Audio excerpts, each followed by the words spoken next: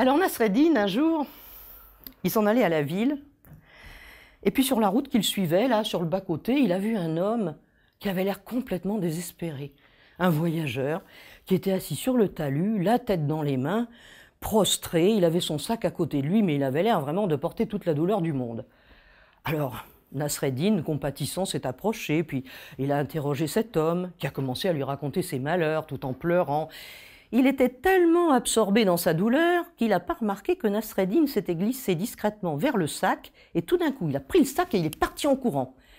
Et comme Nasreddin connaissait la région comme sa poche, il connaissait les raccourcis. Il savait que la route faisait pas mal de tours et de détours, et en prenant un raccourci, il est arrivé bien avant le voyageur, à quelques kilomètres de là. Alors, dans un tournant bien en vue, il a posé le sac au bord de la route, et puis s'est caché dans les buissons. Peu de temps après, il voit arriver l'homme affolé, qui hurlait « Ah ben il manquait plus que ça, voilà qu'on m'a volé mon sac, mon Dieu, moi qui étais déjà tellement malheureux, mais c'est affreux !» Et puis tout d'un coup, l'homme a aperçu son sac.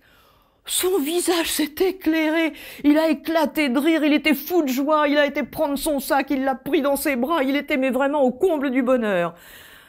Alors Nasreddin est reparti chez lui, il s'est dit « Ben, il faut pas grand-chose pour rendre un homme heureux. »